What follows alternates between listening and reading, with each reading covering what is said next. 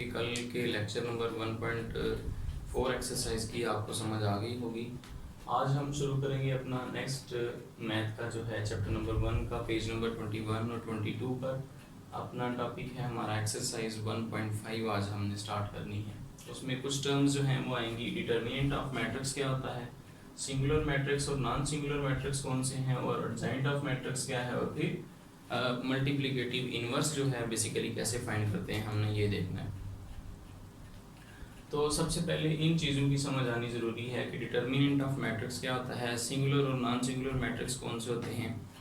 तो आप page number 21 और पेज नंबर 22 पर भी देख सकते हैं, लेकिन हम एक जनरल जो है पहले इनका इंट्रोडक्शन देखेंगे, फिर एक्सरसाइज 1.5 में इनके रिलेटेड जो क्वेश्चंस है वो भी सॉल्व करेंगे। तो सबसे पहले ज़रा बात कर लेते हैं कि डिटर्मिनेंट ऑफ मैट्रिक्स जो है ये क्या होता है।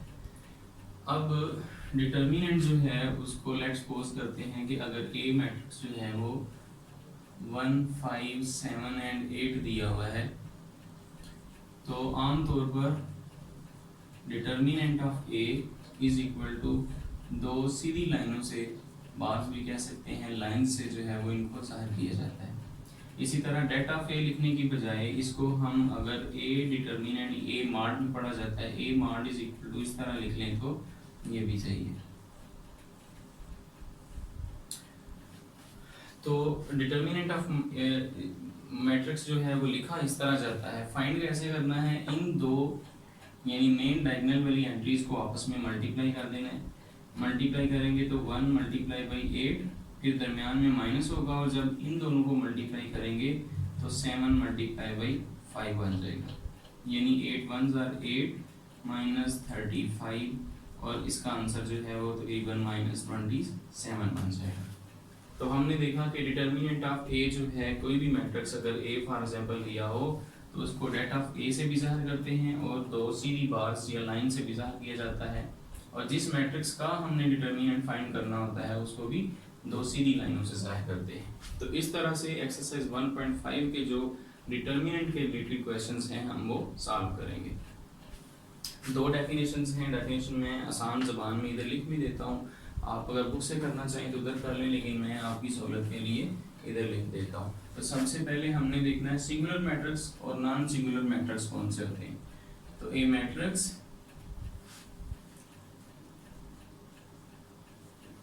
Is called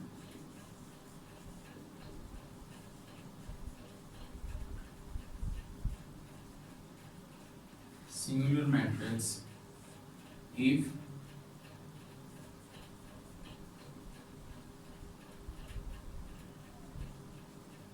determinant of the matrix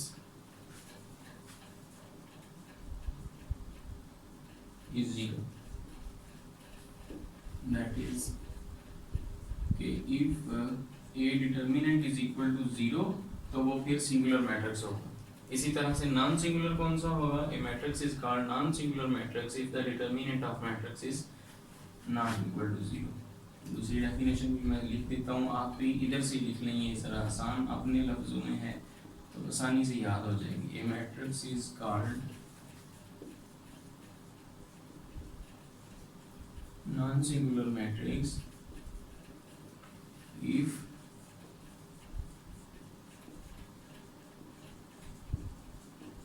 determinant of the matrix is not 0. That is, if a determinant is not equal to 0 then it is a non-singular matrix. अब एडजॉइंट ऑफ मैट्रिक्स जो है वो क्या होगा, एडजॉइंट की पहले definition देख लेते हैं।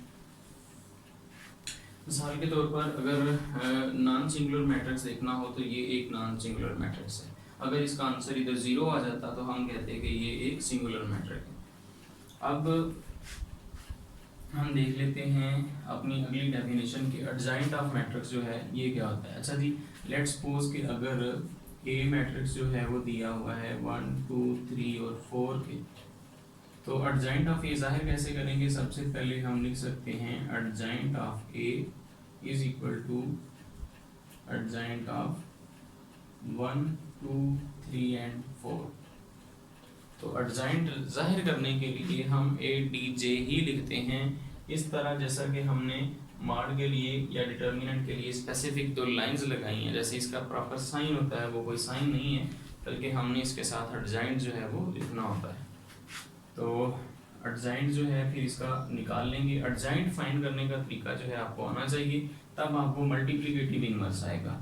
अब एडजॉइंट कैसे फाइंड करना है, तो हम लिखेंगे adjoint of A is equal to, अब इधर से देखना है आपने कि एडजॉइंट ले कैसे रहे।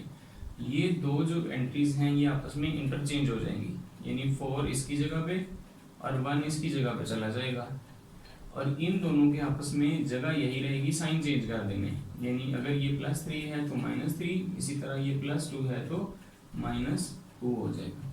तो इस तरह से एडजॉइंट फाइंड किया जाता है, यानी जो मेन डायगोनल एंट्रीज होती हैं उनके हमने साइन उनकी पोजीशन चेंज करनी होती है, और जो दूसरी एंट्रीज दो बची होती हैं उनके हमने सिर्फ साइन चेंज करते हैं। इसी तरह से लेट्स सपोज कि अगर बी मैट्रिक्स कोई दिया हुआ है और उसकी वैल्यू 4 5 -3 -4 है।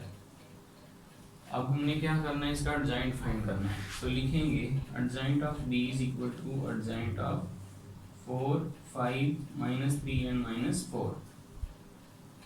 तो इसके जब हम एडजॉइंट फाइंड करेंगे तो ये -4 जो है इस 4 के साथ रिप्लेस हो जाएगा, -4 और 4, और इन दोनों के साइन चेंज करने हैं, तो इधर +3 और इधर -5। इस तरह से जो है हम एडजॉइंट फाइंड करेंगे। इसके बाद मल्टीप्लिकेटिव इनवर्स है, और इनवर्स फाइंड करने का फार्मूला जो है वो लिख लेते हैं। ए इनवर्स, फॉर एग्जांपल अगर कोई मैट्रिक्स ए दिया हो तो A inverse is equal to होगा फिर adjoint of A over A का डिटर्मिनेंट। याद रखिएगा कि हम इनवर्स सिर्फ तब फाइंड कर सकते हैं जब ए डिटर्मिनेंट जो है वो नॉट इक्वल टू 0 हो, यानी नॉन सिंगुलर मैट्रिक्स हो। अगर वो सिंगुलर मैट्रिक्स होगा तो इसका मल्टीप्लिकेटिव इनवर्स जो है वो नॉट पॉसिबल होगा, वो हम सोल्यूशन फिर नहीं निकाल सकेंगे।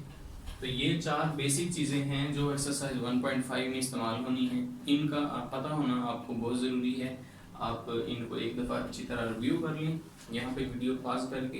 इसके बाद जो है हम एक्सरसाइज के क्वेश्चन अपने जो है वो क्वेश्चन नंबर 1 जो है जी, इसमें अब एक्सरसाइज 1.5 का हम लेट स्टार्ट करते हैं। उसमें कहता है find the determinant of the following matrices. तो 4 पार्ट्स इसके दिए हुए हैं। इसमें क्या है कि आप इन मैट्रिसेस के डिटर्मिनेंट फाइंड करें। अब हमने देखना है इनके डिटर्मिनेंट फाइंड करके, तो सॉल्यूशन स्टार्ट करते हैं। अगर हम ए का डिटर्मिनेंट फाइंड करें तो पहले इसका साइन लगा दें डिटर्मिनेंट का, इस तरह से सीधी बार्स आ जाएंगी। इसके बाद A determinant is equal to, जैसे हमने एग्जांपल में देखा, 0 जो है इसको मल्टीप्लाई कर देना है, यानी मेन डायगोनल एंट्रीज को 0 × -1, बीच में साइन माइनस का, और 2 को मल्टीप्लाई कर देना है 1 के साथ। अब 0 को इससे मल्टीप्लाई करेंगे तो 0 आ जाएगा, -2 आ जाएगा। तो A determinant is equal to 0 में से -2 निकालेंगे और -2 जो है इसका आंसर बन जाएगा। सेकंड पार्ट जो है इसमें भी बी डिटर्मिनेंट फाइंड करेंगे और वो आ जाएगा 1 3 2 -2। तो डिटर्मिनेंट फाइंड करने के बाद ये मल्टीप्लाई होगा तो आ जाएगा जी 1 × -2 -2 × 3। तो -1 को -2 से मल्टीप्लाई करेंगे तो -2 प्लस -6 -8 जो है बी डिटर्मिनेंट निकल आएगा, और यही इसका आंसर है। थर्ड पार्ट में अगर देखें तो सी डिटर्मिनेंट इज इक्वल टू आ जाएगा 3 2 3 2। अब इसका डिटर्मिनेंट जब फाइंड करेंगे तो वो आ जाएगा 3 × 2, यानी पहले इन दोनों को मल्टीप्लाई कर देना है और बीच में साइन माइनस का लगाकर इन दोनों को मल्टीप्लाई करता है, तो -3 × 2 आ जाएगा। 3 2s are 6 -6। अब 6 में से 6 निकल जाएंगे तो बाकी 0 जो है वो आंसर बच जाएगा इसका। 4 नंबर पार्ट जो है वो भी इसी तरह से होगा, यानी कि D determinant is equal to 3 2 1 और 4 का डिटर्मिनेंट। तो ये आ जाएगा 3 × 4 -1 × 2। 3 4s are 12 -2 which is equal to 10। therefore D determinant is equal to 10 जो है इसका आंसर बन जाएगा। तो इस तरह से हमने इसके सारे पार्ट जो है वो एक्सरसाइज 1.5 के साथ। 2 जो है इसमें क्या है, find which of the following matrices are singular or non-singular। Definition हमने देखी कि सिंगुलर मैट्रिसेस वो तमाम मैट्रिसेस होते हैं जिनमें ए का डिटर्मिनेंट लिया जाए उनका आंसर 0 बन जाए, और इसी तरह नॉन सिंगुलर वो तमाम होते हैं जिनका अगर डिटर्मिनेंट फाइंड किया जाए तो उनका आंसर 0 की इक्वल ना आए। अब हम देखते हैं कि कौन से सिंगुलर हैं कौन से नॉन सिंगुलर हैं। फॉर एग्जांपल पहले पार्ट के अंदर हम डिटर्मिनेंट फाइंड करते हैं, तो A determinant is equal to आ जाएगा 3, 6, 2 और 4 का determinant. Now A determinant is equal to 3 into 4, यानी इन दोनों को मल्टीप्लाई किया, बीच में साइन माइनस का, और 2 into 6, 3 4s are 12 minus 6 2s are 12, तो A determinant is equal to 0 आ गया। एज हम लिखेंगे कि as determinant of A is equal to 0, therefore A is singular, इसका आंसर बन जाएगा। इसी तरह बी पार्ट अगर हम देख लें तो बी पार्ट में भी हम सबसे पहले इसका फाइंड कर लेंगे डिटर्मिनेंट, तो वो आ जाएगा 4 1 3 and 2। Determinant of b is equal to 4 into 2 minus 3 into 1, 4 2s are 8 minus 3, and then 5 will be the answer. So as b determinant is not equal to 0, therefore b is non-singular.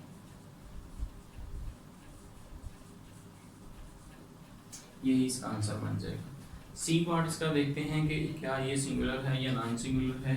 तो solution के अंदर C determinant is equal to 7 minus 9 3 5, C determinant is equal to 7 into 5 minus 3 into minus 9, तो 7 5s are 35, minus और minus plus हो जाएगा, और 9 3s are 27, दोनों को ऐड कर लेंगे तो 62 आ जाएगा। As C determinant is not equal to 0, therefore C is non singular.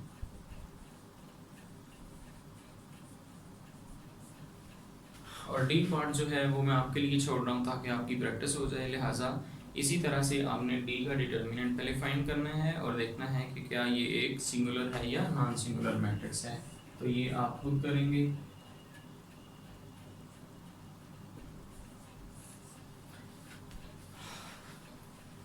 तो आज का हमारा यही काम था।